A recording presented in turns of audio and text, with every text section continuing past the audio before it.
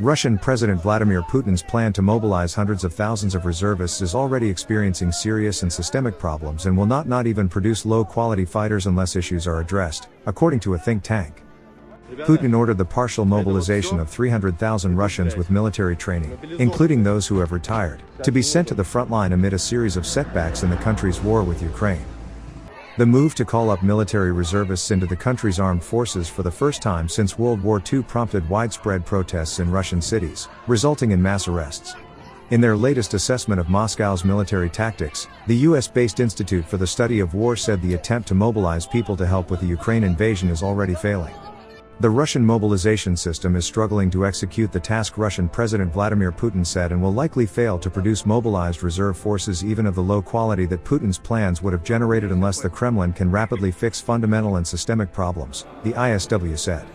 The think tank also cited unconfirmed reports that the Kremlin may actually be hoping to mobilize 1.2 million reservists by November 10, instead of the 300,000 which had been publicly announced.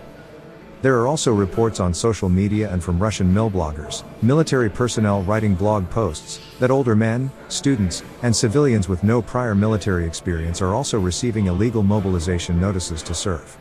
Significant available information suggests that this mobilization campaign, the first in post-Soviet Russia, is overwhelming an ineffective and unmotivated bureaucratic system and could fail to generate the much-needed combat-ready reserve force in a short time or at all, the group added.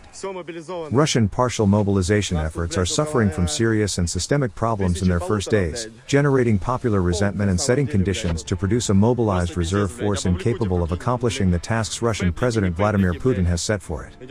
The US Department of Defense also said that Putin's mobilization attempts may just be reinforcing failure, and bringing in an additional 300,000 fighters may not help their war effort at all. In a press conference on Wednesday, Pentagon Press Secretary Air Force Brigadier General Pat Ryder said Russian reservists are more likely to be retired, and therefore not trained or prepared to be sent to battle on the front line short notice. It's our assessment that it would take time for Russia to train, prepare and equip these forces, Ryder said. If you are already having significant challenges and haven't addressed some of those systemic strategic issues that make any large military force capable, there's nothing to indicate that it's going to get any easier by adding more variables to the equation.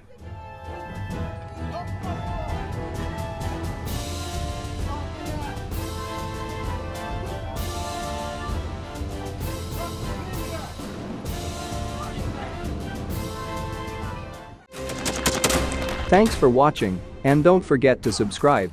Also, if you want to support Warthog Defense, please become our member and get early access to new videos, exclusive members-only videos, and become administrator in comment section. The membership link is in the description. Rescues every day. We had a guy last week, it's 6 rescues in 6 days. He's doing the job every day.